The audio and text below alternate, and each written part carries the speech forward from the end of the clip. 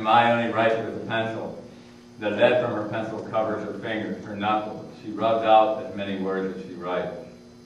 Outside, the moon had disappeared behind dark clouds. The snow had begun. By morning, we will be snowed in, no electricity, a fire in the wood stove, and the quiet world of the foothills slowly being called to life. Mai struggles to experience the place of words in her body, the slow patience of her tongue, of her lips, the care she gives to each letter, the way each letter shapes her mouth, each word changes her. This foreign tongue she now speaks as if it were her mother tongue. In disbelief, she touches her hand with a vague desire to understand the moment when tears turn into words. Now that we have words, how would it ever be possible again to listen to silence, she asked me. While sleeping, Mai's breathing is so gentle that butterflies rest on her belly. But now, Mai no longer sleeps with such stillness. White moonlight had flooded our bed, her body twisted, her feet kicked at the sheet. I am being pulled in too many directions and torn apart by living. The delicate blue butterflies fly off into the night. The next day, Mai carries her body away, returning to the city.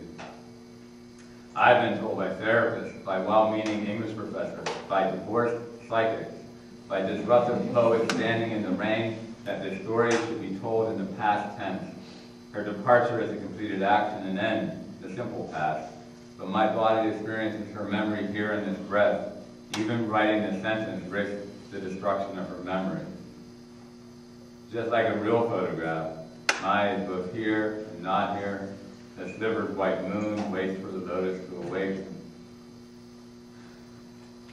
With Lon, I travel to the south fork of the Yuba River. She says, I need new water. We put our feet deep into this strong river, the white water nearly pulling us down and under. She opens an old sacred book of a voice, a family book listened to in forests and jungles, a book listened to in old days before the heart breaks, a book that is a voice with no writing, a book that is a voice with no words, a book that is a voice with only a voice, a book her family holds in their breath. As each story is spoken, we begin walking between origins, between the beginnings of our kinship. We speak only words that have been eroded by the rain and by our hand, by our touch, hesitant, meeting only to erase what was once felt, what was once known, what once could only be whispered among manzanitas. Innocent habits of children playing along the river. I touch the shadows in Lon's hair, her soft, soft words filled with roots. Standing on the banks of the Yuba with Lon, our childhood returns. Trees from mythological tales, the scent of the pomegranate, blackberry blossoms, the frayed strap of Lon's backpack.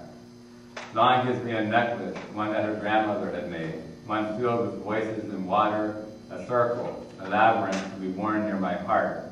I tell Lon there is nothing obvious about Mai's beauty, that her beauty requires a careful pilgrimage, a long journey to rivers waiting for rain, that this beauty hers is listened to through the voice of her stories, is experienced with skin and muscle and memory.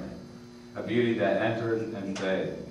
Lon says, you cannot love in secret. Her toes touch my feet, and for a moment, I remember. She said, love needs aroused tranquility. Closed lips guard memory, veiled eyes. Everywhere Lon whispers against my skin, there is air, which is invisible, but always there, here, to touch you, to be touched by you. Sometimes desire only wants silence. Why speak any longer if silence is sacred? I give you to yourself with each caress because I love to you, to rest, to perceive, to think, to create, to be in a different way that is more quiet, more contemplative. Mai had done something so personal to me that I have forgotten how to speak, how to use tense, how to create grammar for memory, for dreams. Is it possible? Would it ever be possible? Is it possible to touch a photograph? This morning, on waking from dreams, my eyes had become worn out from missing her. And this photograph of her desire dissolved into water.